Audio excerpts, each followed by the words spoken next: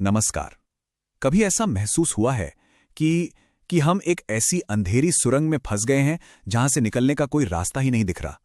आज हम उसी एक पल की बात करने वाले हैं जब घोर निराशा में उम्मीद की एक दिव्य ज्योति दिखाई देती है।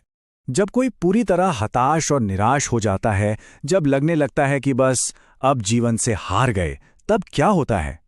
ये एक ऐसी भावना है जिससे शायद हम सब कभी न कभी गुजरते हैं। तो चलिए इस भावना को थोड़ा और गहराई से समझते हैं और देखते हैं कि ऐसे मुश्किल पलों में आखिर क्या छिपा हो सकता है। इस बात को समझने के लिए एक बहुत ही सरल लेकिन गहरी कहानी सुनते हैं।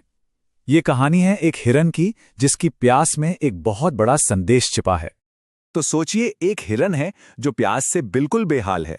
वो जंगल में यहां वहां भटक रहा है, लेकिन पानी का नामो निशान नहीं। हर गुजरते पल के साथ उसकी प्यास और बढ़ती जा रही है और उसकी हिम्मत टूटती जा रही है। और फिर तभी जब वो लगभग हार मान ही चुका था, उसे एक हल्की सी पानी के गिरने की आवाज आती है। वो उस आवाज के पीछे पीछे जाता है और देखता है कि सामने एक झरना बह रहा है।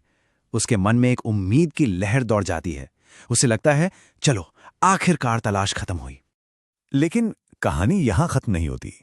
कभी कभी जब मंजिल बिल्कुल सामने होती है ना, तभी जिंदगी सबसे बड़ी चुनौती सामने रखती है। हिरन की वो उम्मीद एक भयानक दुविधा में बदलने वाली थी।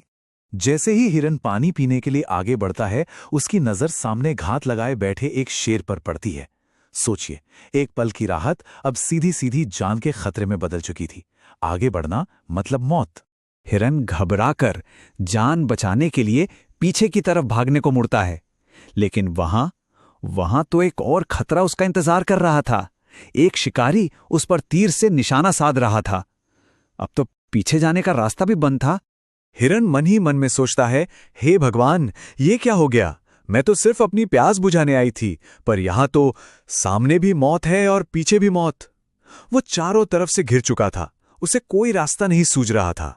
इस पल में हिरन क्या कर सकता था? सोचिए जरा, जब हर तरफ से मौत निश्चित लगे तो कोई क्या चुनाव करेगा? और यहीं पर कहानी एक बहुत ही दिलचस्प मोड़ लेती है। जब बचने का कोई भी रास्ता नहीं था, तब हिरन ने एक ऐसा फैसला किया जो सब कुछ बदल देने वाला था। और उसी पल हिरण के अंदर जैसे कुछ बदल गया। उसने सोचा, मौत तो निश्चित है, आगे शेर है, पीछे शिकारी। जब अंत तय ही है तो क्यों ना मरने से पहले वो काम कर लिया जाए जिसके लिए मैं यहां आई थी। और उसने अपनी प्यास बुझाने का फैसला किया। हिरन का यह फैसला सिर्फ प्यास बुझाने का नहीं था, यह उस गहरी सच्चाई को दिखाता है जो हम सबकी जिंदगी पर भी लागू होती है। चलिए देखते हैं कि इस कहानी से हमें क्या सीखने को मिलता है। तो देखिए, इस कहानी का सबसे गहरा सबक यही है कि जब इंसान अपने सारे प्रयास करके थक जाता है, जब उसे लगता है कि अब मैं हार गया, तब कुदरत या ईश्वर उसे कोई ना कोई रास्ता जरूर दिखाता है। हिरन ने जब सब कुछ उस परम शक्ति पर छोड़ दिया तो एक रास्ता खुल गया। ये स्लाइड उस प्रक्रिया को बहुत खूबसूरती से दिखाती है। पहला कदम स्वीकार करना। हिरन ने यह मान लिया कि वो चारों तरफ से घिरा हुआ है। दूसरा फोकस। उसने बाहरी खतरों से ध्यान हटाकर अपनी सबसे जरूरी जरूरत यानी प्यास पर ध्यान लगाया। तीसरा कर्म। डर तो था, पर उसके बावजूद उसने पानी पीने का कर्म किया। और चौथा और सबसे जरूरी, विश्वास। ये भरोसा कि जो होगा अच्छा होगा। यही निराशा से बाहर निकलने का रास्ता है। इसलिए उस ऊपर वाले से उम्मीद कभी नहीं छोड़नी चाहिए। बहुत से लोग जीवन से हारकर कोई गलत कदम उठा लेते हैं, लेकिन ये याद रखना बहुत जरूरी है कि वो सब जानता है। वो जानता है कि हमारे लिए क्या सही है और उसे कब करना है। और यही इस पूरी कहानी का सार है।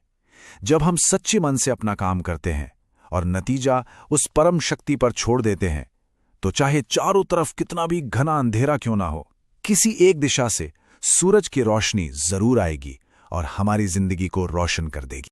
तो अंत में ये सवाल बचता है, जब सब कुछ अंधेरा लगे तो वह प्रकाश की पहली किरण आखिर आएगी कहां से? शायद वो हमारे अंदर के विश्वास से आती है, या कर्म करने के साहस से, या फिर बस सब कुछ समर्पण कर देने से।